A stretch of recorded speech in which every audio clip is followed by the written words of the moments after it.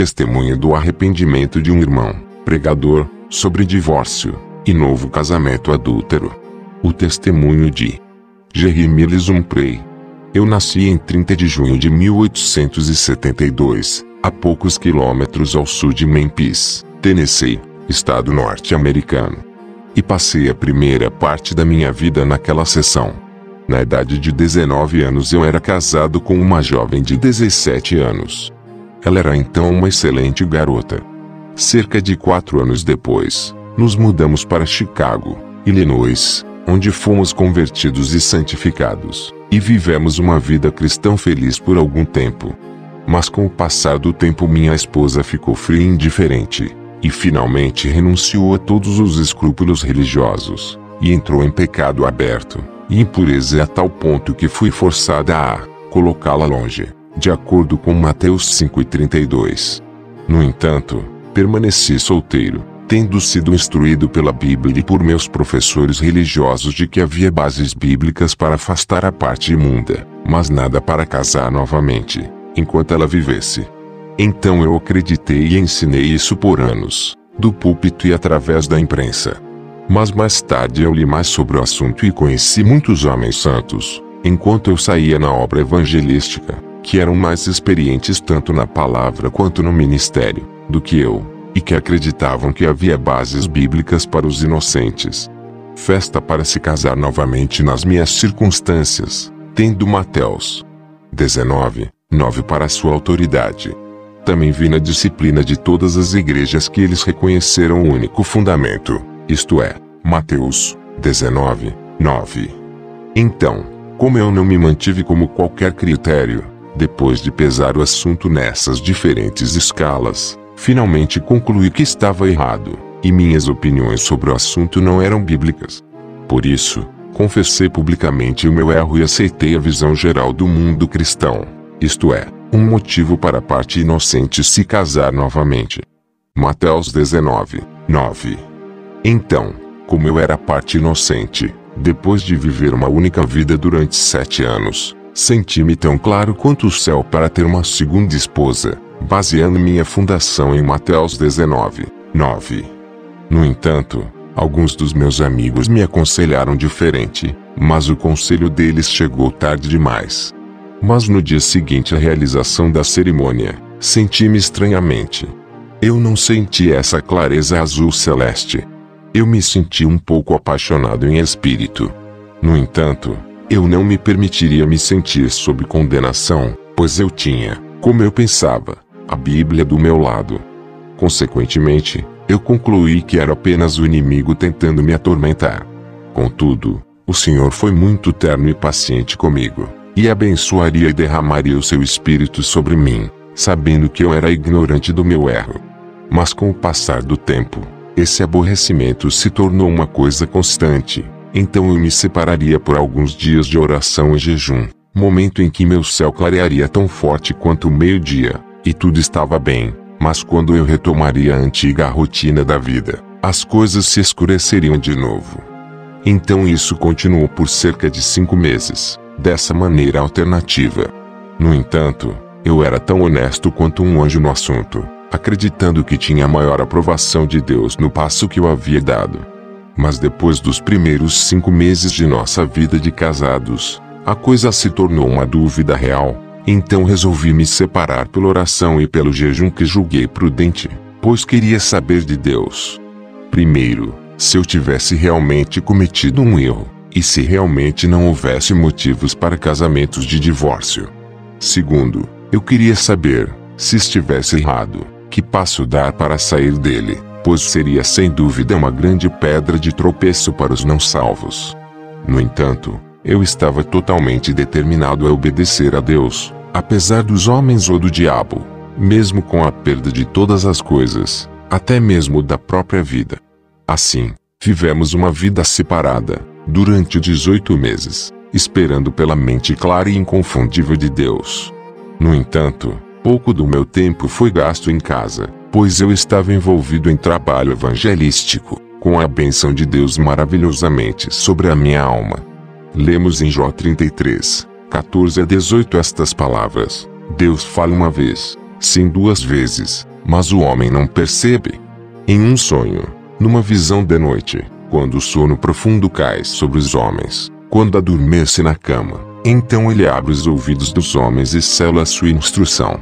Ele retém a sua alma da cova, e a sua vida da morte pela espada. Verdadeiramente, o Senhor verificou isto no meu caso, como ele usou este método especial. Junto com a palavra de advertência, instruindo e reprovando-me desde que fui salvo. Eu confesso, todas as visões e sonhos não devem ser confiados, mas Deus tem um jeito de fazer alguém saber quando ele está falando. Então, eu aqui dou ao leitor, em substância, o que Deus disse para mim, ou em outras palavras, alguns métodos que ele usou em sonhos e visões para me fazer saber que eu estava errado em meu casamento de divórcio. Eu não o forcei a ninguém, eu só o relaciono e deixo você levar para o que vale a pena. É para ser lembrado, eu não recebi todos estes em uma noite, ou em um mês, mas de vez em quando, durante um período de 18 meses, e para cima. 1. Na noite de 13 de abril de 1907, o Espírito veio a mim em um sonho ou visão, na forma de um eminente pregador, que vive uma vida exibicionalmente santa. No entanto, eu não conheço suas opiniões sobre este assunto, e citou clara e distintamente 2 passagens da Escritura. O primeiro encontrado em Isaías 52:11, afasta-vos, apartai-vos, saí dali, não tocar coisa impura, sai fora do meio dela, sejam limpos, que possuam os vasos do Senhor. A passagem seguinte é encontrada em 2 Coríntios 7:1, tendo, portanto, estas promessas, amados, purifiquemo-nos de toda a imundícia da carne e do espírito, aperfeiçoando a santidade no temor de Deus.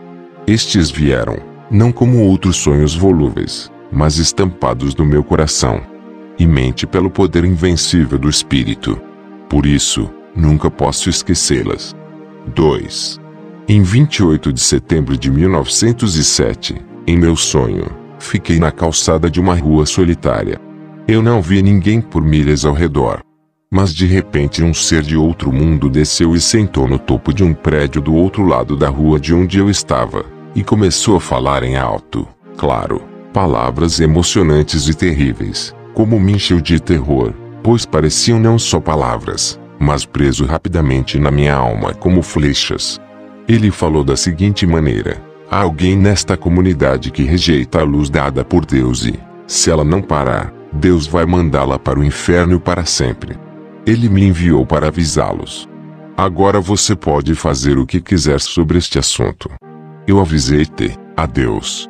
Depois que ele terminou de falar, ele foi transformado na semelhança de um pássaro grande e ascendeu ao céu. Imediatamente acordei, cheio de confusão, terror e convicção, além do poder da linguagem para descrever. Relacionei-o à minha esposa e disse-lhe que Deus não estava satisfeito com o nosso casamento. Mas ela não parecia ver isso sob essa luz, por isso a triste notícia quase partiu seu coração. Então eu não a deixei, pois queria ter certeza de que era Deus falando, e não o inimigo. Então eu decidi orar por Deus para torná-lo ainda mais claro.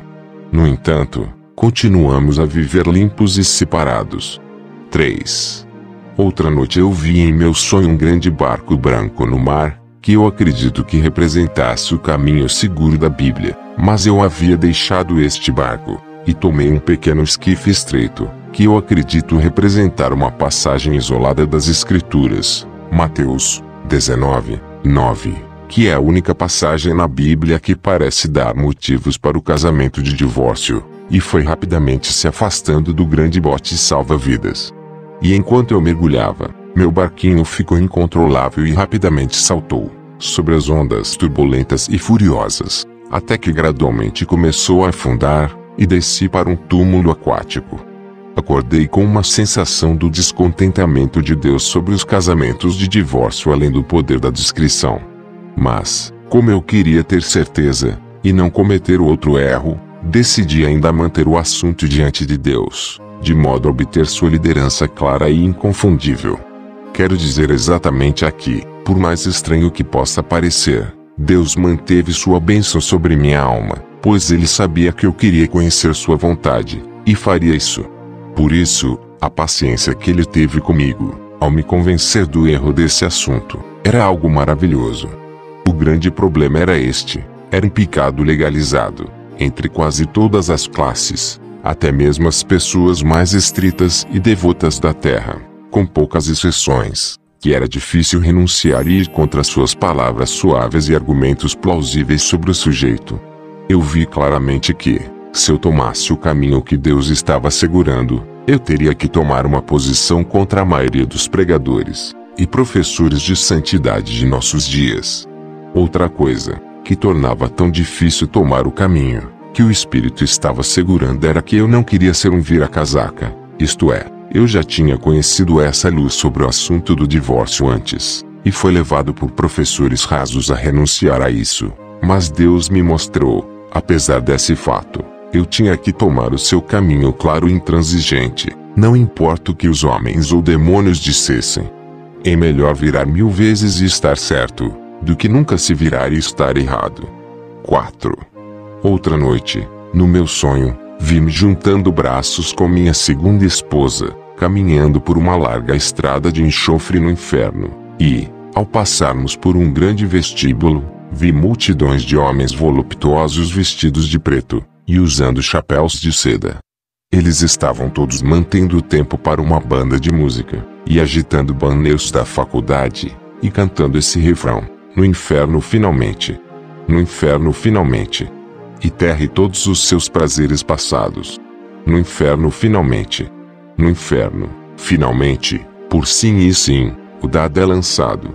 E diante desses homens havia cerca de uma dúzia de grandes porcos negros, emblemas de sujeira e impureza.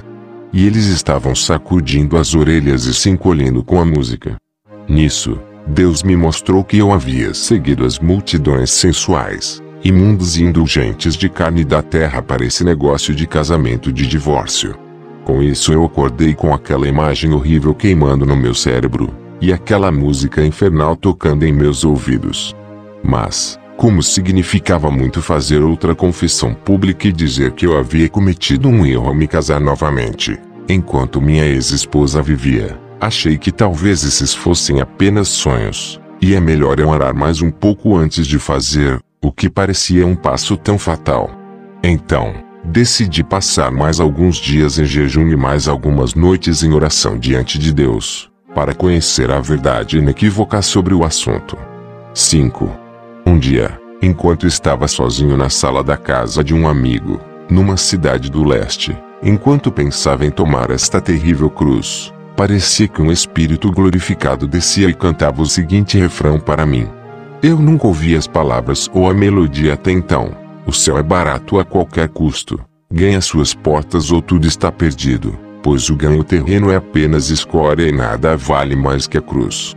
E com essa música parecia haver surtos de exortações de Wesley, Fletcher, Pollock e milhões de santos glorificados dizendo para mim: ganhe o porto do céu a qualquer custo. Por vários dias depois, um inexpressável derretimento celestial estava sobre mim, e aquela canção angélica estava tocando em meus ouvidos. Desde então, eu coloquei a música na música e coloquei em nosso livro de músicas, Revival Fire Song. Ela pode ser usada em nosso escritório por 15 centavos. Depois dessa mensagem invencível, não fiquei apenas convencido de que o casamento do divórcio estava errado, mas também estava completamente convencido de que precisávamos nos separar completamente. Então começamos a planejar e trabalhar para esse fim. No entanto, continuamos a orar por evidências ainda mais claras para que, em anos posteriores, não houvesse nada a lamentar em tomar este passo de separação. Naturalmente, depois que muitos de nossos amigos e irmãos ouviram que havíamos decidido separar-se, eles vieram até nós, por carta ou em presença, e tentaram nos raciocinar por nossa convicção, etc., definindo o que os divórcios significavam e dizendo o que Jesus deve ter significado, etc. Eles queriam dizer bem, mas seus argumentos eram muito superficiais para se construir para a eternidade. Vimos uma mulher morrer nesta armadilha do divórcio. Ela era uma boa mulher cristã e professava santidade também, mas nunca vimos tão angustiada, abandonada, amigos. Não podemos nos dar ao luxo de assumir qualquer posição duvidosa em relação ao nosso bem-estar eterno. Pregadores e pessoas podem raciocinar sobre uma pista falsa e para o inferno, mas eles não podem nos raciocinar. Então, meu conselho para todos é: pegue o caminho mais claro para o céu. Claro que pode ser o mais impopular, e pode trazer muita perseguição, mas afinal, é o caminho mais seguro para os portões de pérola. 6.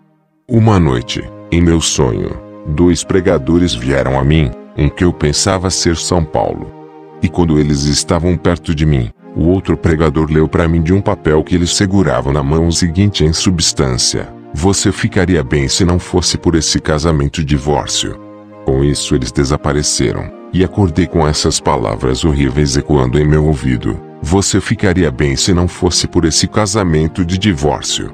E, enquanto estava deitado, pensando nessas palavras terríveis, um sentimento estranho me dominou, como se fosse a morte. Eu estava consciente, mas não conseguia falar nem me mexer, e enquanto eu lutava e me esforçava para me libertar, encontrei algo me segurando rapidamente, e Deus pareceu colocar essa questão em mim: como você gostaria que isso fosse a morte, e você se envolveu nesse casamento de divórcio? Enquanto eu estava lá e lutei tudo o que pude ver. 7.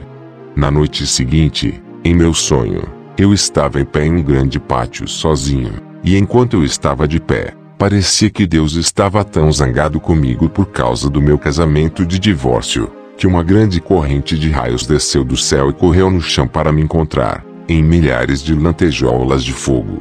Ele me pegou, literalmente, e me levou cerca de 9 metros para um grande monte de fogo queimando no chão, e me segurou rápido naquelas chamas. Quando acordei, ainda parecia estar em chamas. Até a cama parecia quente com aquelas chamas coléricas. E enquanto eu estava despertando, ouvi essas palavras saindo daquela avalanche de relâmpago: prepare-se para encontrar seu Deus. Isso ocorreu enquanto eu estava fora em outra cidade. Fui para casa e contei para minha esposa, e nós concordamos em nos separar. Desde que eu fiz isso, me sinto tão claro quanto um anjo.